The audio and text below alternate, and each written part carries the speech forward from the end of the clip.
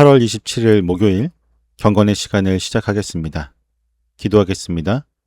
영원히 변함이 없으신 하나님, 오늘도 저희에게 눈을 뜨게 하시고 주님과 동행하는 시간을 허락하여 주시니 감사드립니다.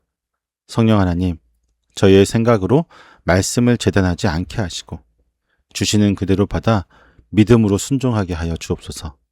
그리하여 오늘 이 말씀이 저희의 하루를 이끄는 등불이 되게 하여 주옵소서. 예수님의 이름으로 기도드립니다.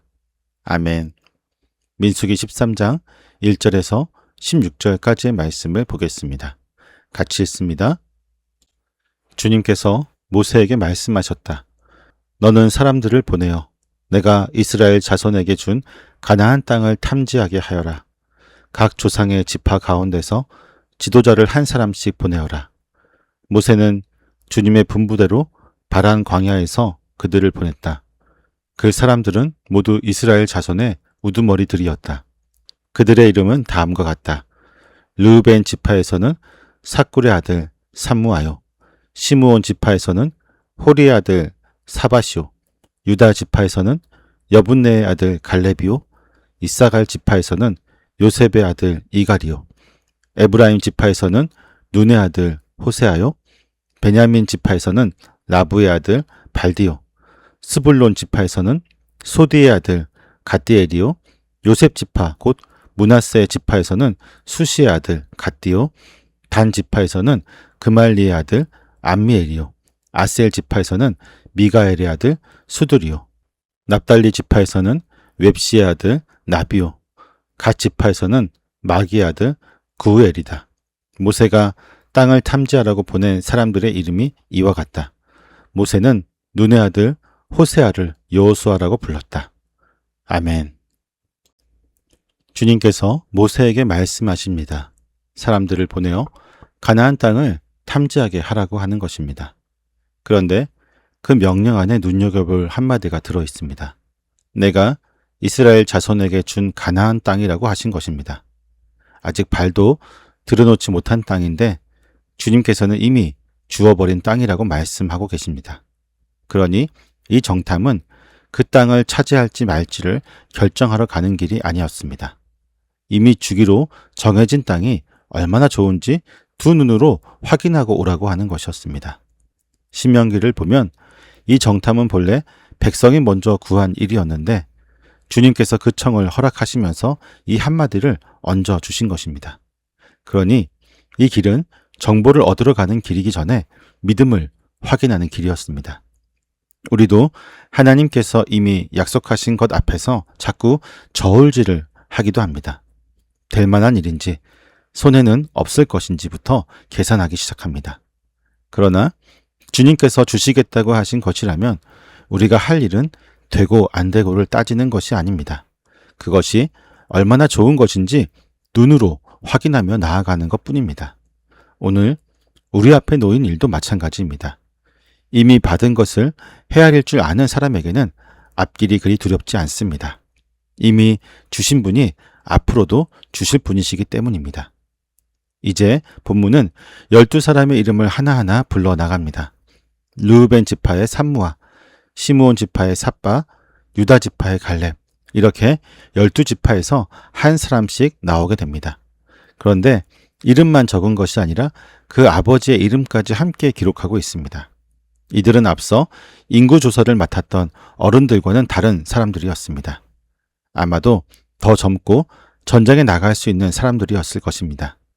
이들은 개인의 자격으로 간 것이 아니라 자기 지파 전체를 대표하여 간 사람들이었습니다. 때문에 이들이 무엇을 보고 와서 무엇이라 말하느냐에 온 지파의 걸음이 달려 있었던 것입니다. 하나님께서는 그렇게 한 사람 한 사람의 이름을 아시고 각자에게 자기 몫의 자리를 맡기십니다. 우리에게도 저마다 서 있는 자리가 있습니다. 그 자리는 대개 눈에 잘 띄지 않고 이름이 불릴 일도 별로 없어 보입니다. 그래서 내가 여기 있으나 없으나 무엇이 달라지겠느냐는 생각이 들기도 합니다. 그러나 하나님께서는 이 12사람의 이름을 아버지의 이름까지 붙여 기록해 두셨습니다. 우리의 이름도 그렇게 기억하고 계십니다. 그리고 우리가 오늘 무엇을 보고 무엇을 말하느냐에 우리의 가정과 공동체의 걸음이 매여 있습니다. 그러니 우리가 선 자리를 스스로 가볍게 여기지 말아야 할 것입니다. 12 이름을 다 적은 뒤에 본문은 마지막으로 한마디를 덧붙이고 있습니다. 모세가 눈의 아들 호세아를 여호수아라고 불렀다는 것입니다. 호세아라고 하는 이름은 그가 구원하신다는 뜻이 있습니다. 그런데 여기에 하나님의 이름을 붙여 여호수아라고 하니 주님께서 구원하신다라는 뜻이 됩니다. 이스라엘 사람의 이름에 하나님의 이름이 들어간 첫 사례로 여겨지는 이름입니다. 그리고 이 이름을 헬라어로 옮기게 되면 예수가 됩니다.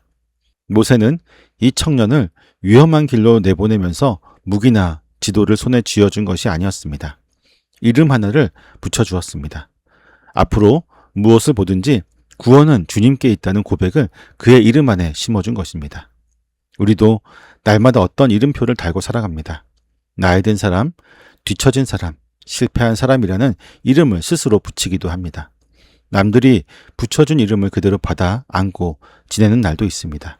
그러나 우리에게 이름을 주시는 분은 따로 계십니다. 하나님께서는 우리를 자녀라고 부르시고 당신의 백성이라고 부르십니다. 오늘 우리가 무엇을 만나든 구원은 우리 손에 있지 않고 주님께 달려 있습니다. 그 고백을 품고 나서는 사람은 어떤 소식을 들고 돌아와도 쉽게 무너지지 않을 것입니다. 오늘 본문은 아직 밟아보지도 못한 땅을 이미 주었다고 말씀하시는 그 하나님과 그 땅을 살펴보라고 이름을 불러 나선 12사람이 함께 서 있습니다. 그리고 그 가운데 주님이 구원하여 주신다라고 하는 거룩한 이름을 들고 떠나는 한 청년이 있습니다. 정탐은 그 땅을 차지할지 말지를 정하는 일이 아니라 이미 주신 분을 신뢰하는지 확인하는 자리였습니다. 훗날 여호수아라는 그 이름은 헬라어로 예수라고 불렸고 우리 주 예수 그리스도께서 친히 그 이름의 뜻을 이루어 주셨습니다. 우리 힘으로는 도저히 얻을 수 없었던 참된 안식의 땅으로 우리를 이끌어 주신 것입니다. 그러나 우리의 걸음은 여전히 계산 위에서 머뭇거리는 것을 보게 됩니다.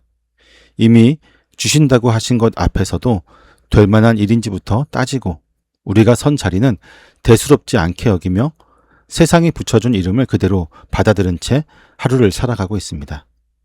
오늘 하루 우리 앞에 놓인 일들을 볼 때마다 형편보다는 약속을 먼저 떠올리는 우리의 모습이 되기를 원합니다. 우리에게 맡기신 자리를 가볍게 여기지 마시고 그 자리에서 정직하게 보고 정직하게 말하기를 바랍니다. 그리고 무엇을 만나든 구원이 주님께 있다는 고백을 오늘 하루의 이름으로 삼을 수 있기를 소망합니다. 그리하여 이미 받은 은혜를 세워보며 담대히 걸어가는 오늘 하루가 될 수 있기를 바랍니다. 기도하겠습니다.